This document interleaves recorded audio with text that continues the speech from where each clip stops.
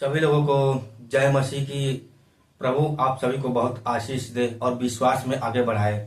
तो मेरे प्रिय मसीह लोग, आज के वचन में हम आपको बताने जा रहे हैं कि जो शव होता है, यानी कि जो आदमी का बॉडी होता है मृत्यु का, उसको छूने से क्या इंसान अशुद्ध हो जाता है या शुद्ध हो जाता है।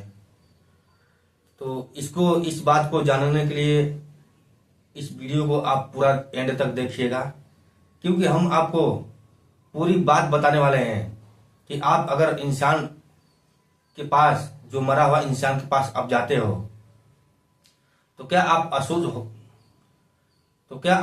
हो जाते हो या शुद्ध हो जाते हो।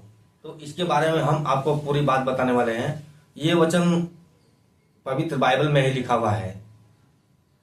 तो परमेश्वर क्या कहता है इसके बारे में, तो आइए हम आपको वचन के द्वारा बताने जा रहे हैं। इससे पहले हम आपको बता दें कि वीडियो को आप लाइक जरूर कर देना और कमेंट में आमीन जरूर लिखना। अगर आप हमारे चैनल पर पहली बार आए हैं तो हमारे एक्टिव परमेश्वर चैनल को भी सब्सक्राइब जरूर कर लेना, ताकि जब भी हम परमेश्वर का वचन लेकर आऊं तो सबसे पहले आप उसको देखें। क्योंकि हम अपने इस यूट्यूब चैनल पर सिर्फ अपने मसीह लोगों के लिए परमेश्वर का वचन लेकर आता रहता हूं, ताकि वो पाप में ना जाए, वो नाश में ना जाए, वो विश्वास में बने रहे परमेश्वर से। तो चलिए आगे हम आपको वचन बताने जा रहे हैं। तो मेरे प्रिय मसीह लोग, यहाँ पे हमारे हाथ में पवित्र बाइबल है। तो ये वचन है गिनती में, 19:10 पर 189 पृष्ठ संख्या है। तो यहाँ पे लिखा हुआ है शव छूने से अशुद्धता। शव छूने से अशुद्धता मतलब कि मनुष्य का मरा हुआ बॉडी छूने से क्या इंसान अशुद्ध हो जाता है। तो यहाँ पे देखिए परमेश्वर क्या कहता है, जो किसी मनुष्य का शव छुए वह 7 दिन तक अशुद्ध रहे। परमेश्वर कहता है जो किसी मनुष्य का शव छुए वो 7 दिन तक अशुद्ध रहता है।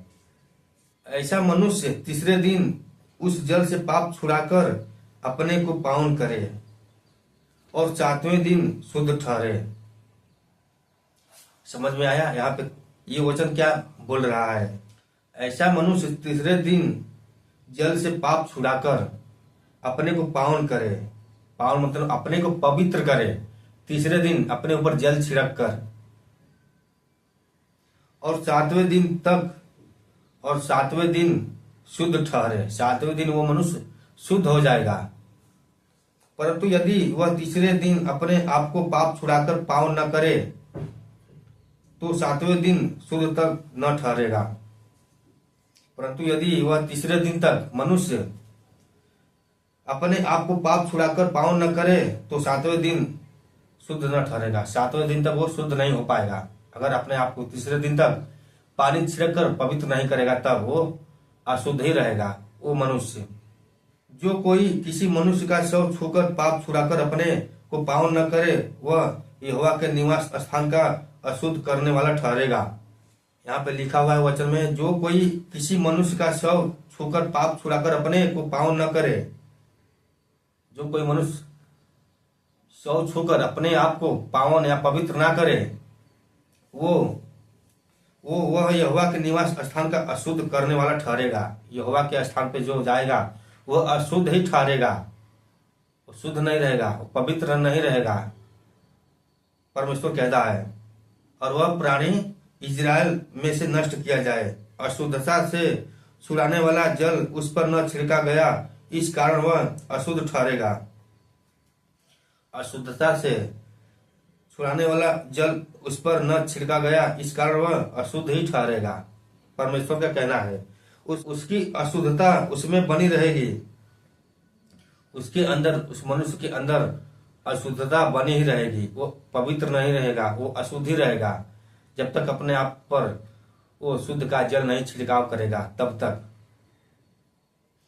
यदि कोई मनुष्य डेरे में मर जाए तो व्यवस्था यह है, जितने उस डेरे में रहे या उसमें जाए वे सब 7 दिन तक अशुद्ध रहे। जिस डेरे में, जिस घर में वो मनुष्य मरा है, उस डेरे में जो भी कोई जाएगा वो 7 दिन तक अशुद्ध ही रहेगा। परमेश्वर का कहना है, यहाँ पे लिखा हुआ है, और हर एक खुला हुआ पात्र जो खुला हुआ पात्र है जिसपे ढकना कोई भी नहीं लगा हुआ है, वह अशुद्ध ही ठहरेगा। और जो कोई मनुष्य मैदान में तलवार से मारे हुए को अपनी मृत्यु से मरे हुए को या मनुष्य की हड्डी को या किसी कब्र को छुए तो 7 दिन तक अशुद्ध रहे। यहाँ पे जो मनुष्य तलवार से मारा गया है उसको भी छूने से 7 दिन तक अशुद्ध ही रहेगा मनुष्य। और कब्र पे जो जा रहा है वह भी अशुद्ध ही रहेगा। यहाँ पे साफ साफ वचन में लिखा हुआ है, परमेश्वर बता रहा है। अशुद्ध मनुष्य के लिए जलाए हुए पाप बलि की राख में से कुछ लेकर पात्र में डालकर उस पर सोते कर जल डाला जाए।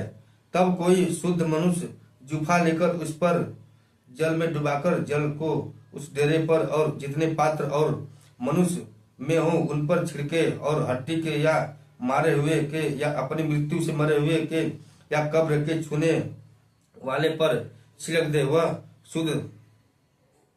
वह शुद्ध पुरुष तीसरे दिन और 7वें दिन उस अशुद्ध मनुष्य पर छिड़के और 7वें दिन वह उसके पाप छुड़ाकर उसको पावन करे। तब वह अपने वस्त्रों को धोकर और जल से स्नान करके सांझ को शुद्ध करे। तब वह मनुष्य अपने कपड़े को उतारकर उसको धुलाई करे, तब वो जाकर शुद्ध होगा। यानी कि मनुष्य अपने कपड़े को, अपने वस्त्र को उतारकर उसकी धुलाई करे, वस्त्रों को, और जल से स्नान करके सांझ को शुद्ध ठहरे। जल से स्नान करके वो शाम को शुद्ध ठहरेगा। जो कोई अशुद्ध होकर अपने पाप छुड़ाकर अपने को पावन न कराए वह प्राणी यहोवा के पवित्र स्थान का अशुद्ध करने वाला ठहरेगा। जो कोई अशुद्ध होकर अपने पाप छुड़ाकर अपने को पावन न कराए, जो कोई मनुष्य अशुद्ध होकर अपने आप को पावन न कराए वह प्राणी यहोवा के पवित्र स्थान का अशुद्ध करने वाला होगा। यहोवा के स्थान पर जो जाएगा अशुद्ध होकर वो अशुद्ध ही रहेगा, पवित्र नहीं होगा वो। इस कारण वह मंडली के बीच में से नष्ट किया जाए, यानी कि उसको हटाया जाए, उस मनुष्य को वहां से।